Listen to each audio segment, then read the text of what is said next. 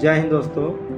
आज हम बताने जा रहे हैं CCS1 के गैप ओवरलैप के बारे में। CCS1 drum share, dish share और जो TMT में चलता है 8 mm कमाल, 10 mm कमाल, 12 mm, 16 mm, 20 mm, 25 mm, 28 mm और 32 mm, इसमें ओवरलैप और गैप कितना रखा जाता है इसके बारे में बताएंगे। और जो ड्रम शेयर, डिश शेयर और CCS1 के ब्लेड कितना टन माल काटने के बाद चेंज करना चाहिए और इस वीडियो में पूरा बताएंगे। तो पहले हम जानेंगे कि 8 mm का जो माल चलता है तो उसको गैप कितना रखना चाहिए और ओवरलैप कितना रखना चाहिए। तो 8 mm के माल के लिए 0.04 मिलीमीटर से लेकर 0.05 मिलीमीटर गैप रखना चाहिए और इसका ओवरलैप 2 मिलीमीटर से लेकर 2.5 मिलीमीटर तक रखना चाहिए।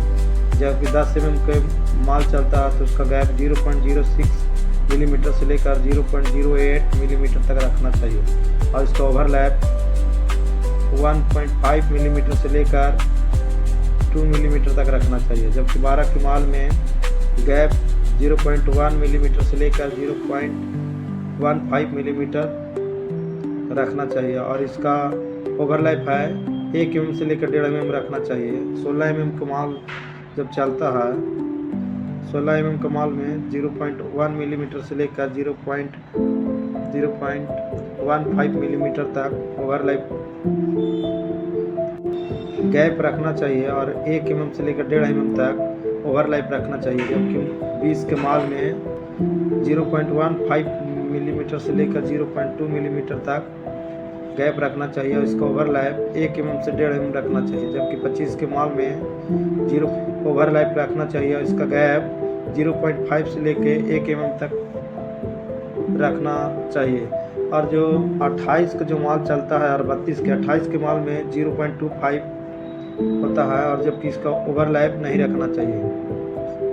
और 32 mm के माल में 0.25 मिलीमीटर से 0.35 मिलीमीटर तक गैप रखना चाहिए और इसको में ओवरलैप थोड़ा ओवरलैप रख देना चाहिए। तो ओवरलैप रख भी सकते हैं तो 0.25 से ज़्यादा नहीं रखना चाहिए।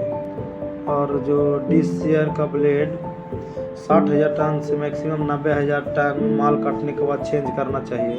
और ड्रम शेयर का जो ब्लेड होता है वो 20,000 टन से मैक्सिमम 25,000 टन माल काटने के बाद चेंज करना चाहिए। और